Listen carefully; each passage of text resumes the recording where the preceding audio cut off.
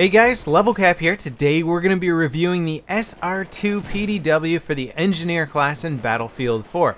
This is one of the new weapons available in the Naval Strike expansion pack. It's a little bit tricky to unlock it before the expansion is actually out because you need to get 20 boat kills in order to unlock this. I recommend going to Parasol Storm. Obviously, it's one of the only maps that really has lots of boat action in it. And setting yourself up with a Javelin, if you're a good attack jet pilot, then get in that, blow stuff up, get in the scout helicopter. Whatever vehicle you can acquire that's actually good for taking out boats, get that. Or just sit up somewhere with a Javelin and take out jet skis and ribs all day. I mean, there's certainly a lot of ways to kill boats. It's just going to take you a while to actually get 20 confirmed boat kills. But once you do, you get this cool little PDW, and I gotta say, it's actually worth it. The size of this gun actually reminds me a lot of the PP2000. Visually, it actually looks a lot like the AS Val with the coloring in the front end handguard. But in-game, the rate of fire is 900 rounds per minute, identical to the AS Val, the P90, the JS2. Frankly, there's a lot of really fast-firing PDWs.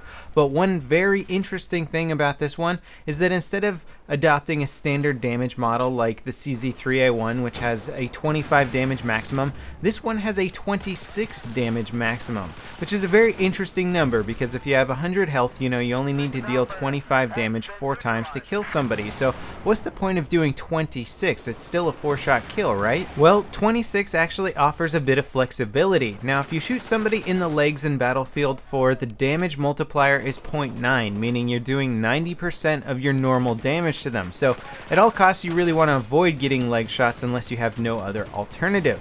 In close quarters, chaotic action, and you're just spraying at somebody, hip firing at somebody, chances are one of those bullets is going to hit them in the leg. If you're doing 25 damage maximum, all of a sudden you're not doing enough damage to kill them in 4 shots. Now you gotta shoot them 5 times to drop them. This gives you a bit of flexibility. You can still shoot them once in the leg and 3 times in the body and get a 4-shot kill in close quarters. Also, the range at which it can get 4-shot kills is increased beyond the average PDW. The drop-off starts at 10 meters, but beyond that, you're going to get out to 11-12 meters while still being in a 4-shot kill range because it's going to drop off and start doing the 25 damage range, and that's going to allow you to still get that 4-shot kill. So it's got a pretty good flexible damage model. The ultimate drop-off goes down to 12.1 at 60 meters, which is still a little bit further than some of the other competitors out there like the CZ3A1. That goes down to 12.1 also, but the damage drop-off ends at 55 meters. So you're getting a little bit more range out of this weapon than the average PDW. Now, what about the recoil and accuracy? After all, if you have the world's best damage model, it doesn't really matter if you can't hit anything. The vertical recoil on this weapon is 0.29 and the side-to-side recoil is 0.45 pull left and 0.45 pull right. So it's equal pull on left and right. Very, very high side-to-side recoil. So this gun clearly isn't designed for long range. The damage model reflects that. Pretty much everything about PDW says don't use me at long range. So that's not really a big surprise. Fortunately, though, it makes some of the attachments kind of no-brainers for this weapon, like the compensator, which reduces side-to-side recoil. That's going to be a very, very effective attachment on the SR-2. Now, the vertical recoil of 0.29 is surprisingly low for a PDW with this kind of rate of fire. This allows me to actually keep my crosshairs on target at medium-range targets, and you're going to see me getting a lot more medium-range kills with this gun than I would normally expect to get with any PDW. So this has actually increased the effective range of this weapon.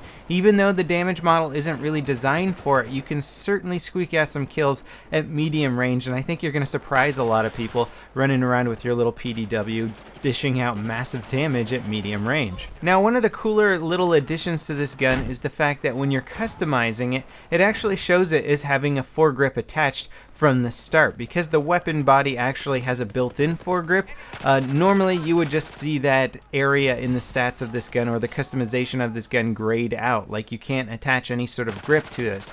This instead shows you as having an ergo grip attached that you cannot remove, and I really like that, and it sort of gives you an idea of what the gun's going to be good for, as an ergo grip's going to give you better accuracy while moving around. Another great attachment for this weapon is the laser sight. Obviously, most PDWs have great hipfire. The SR-2 is no exception to that rule. It has excellent hipfire, but when you attach the laser sight to it, rather than sticking it onto the side side of the gun on some of the Picatinny rails, it actually has a cool little spot that it fits in on the center of the gun, like it was actually built to house a laser sight. So once you actually get this gun set up the way it's supposed to work, it actually looks really slick and really cool. And of course, since this gun has a Russian background, you unlock the Cobra sight as one of the first red dot sights for it, and this is my personal favorite red dot sight. I think it's just excellent for target acquisition, and the high contrast 3-prong crosshair in the center is also really good, especially when there's lots of explosions and chaos going on. I still find it very easy to track my target. One thing to note with this weapon is that it has a very slow muzzle velocity. It actually shoots by default at 310 meters per second,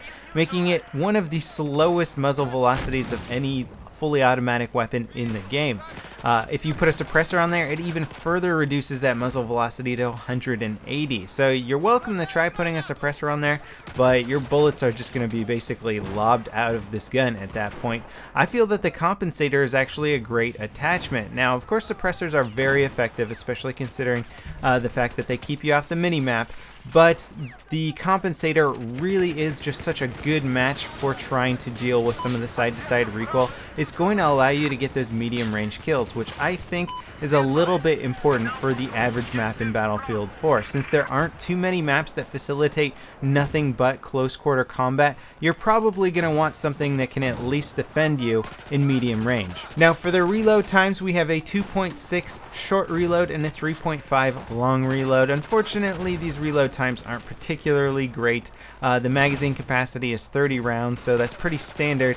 I find it a little bit unfortunate that they still give some of the PDWs these oddly long reload times, especially considering that the reload mechanism is so similar to, say, a pistol reload. You know, if you're popping out a pistol mag and putting in another pistol mag, the magazine goes directly in the handle of the gun. The mechanics are relatively the same, so I don't really understand why it's taking a significant time longer to reload this gun than, say, your average pistol. Now overall, I think the SR-2 is an incredibly effective PDW. I don't know if it's my favorite, it's certainly up there on the list. The CZ3A1 is a very, very hard PDW to beat. However, the SR-2 feels to me a bit more effective at medium range, so it's a bit more versatile. It's not going to out-damage something like the CZ3A1 in close quarters, but then again, it's going to out-damage most assault rifles in close quarters. In fact, it's one of the highest damaging weapons in the game.